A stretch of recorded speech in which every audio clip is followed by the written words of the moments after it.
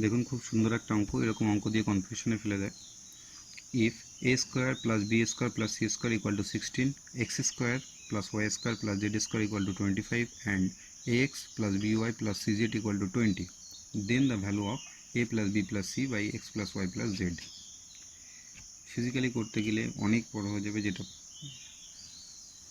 যে কোনো এক্সামে টাইমের মধ্যে করা সম্ভব নয়। তো যাই হোক, একটা পদ্ধতি আপনাদের বলছি। এরকম যখন থাকবে, দেখুন নেক্সট দুটোর মান আমরা 0 ধরে নেব যদি, এবং সেটা প্রুভ করে দেখাবো যে 0 ধরলে সেটা ঠিক হয় কিনা। b ইকুয়াল টু সি আমি ধরে নেব 0। তাহলে বসানো যাক X square A square plus B square plus C square equal to দেওয়া আছে কত 16। সেই হিসাবে এ স্কোয়ার প্লাস বি যেহেতু 0 ধরেছিলাম 0, সি 0 ইকুয়াল টু 16, হিসাবে A square equal to 16, a equal to 4। আমরা X square plus Y square plus Z square equal to 25। এখানে যদি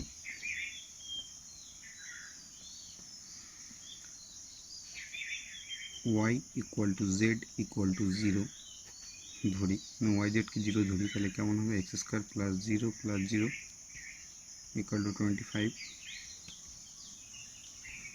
দেন X square equal to 25, at least x is equal to root over 25 equal 5. ওকে, এবার এইটা ঠিক আছে কিনা prove করার জন্য আপনি এই মানটাই বসিয়ে দেখতে পারেন। কেমন? পরীক্ষার সময় করা বাঞ্ছনীয় নয়, তো দেখিয়ে দিই একবার।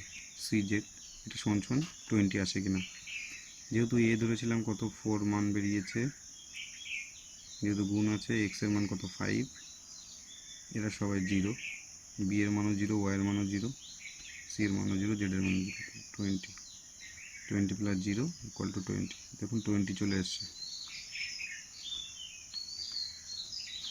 তাহলে আমার মান ধরাটা ঠিক আছে। অ্যাকচুয়াল মানটা কী চেয়েছে? A plus B plus C by X plus Y plus Z.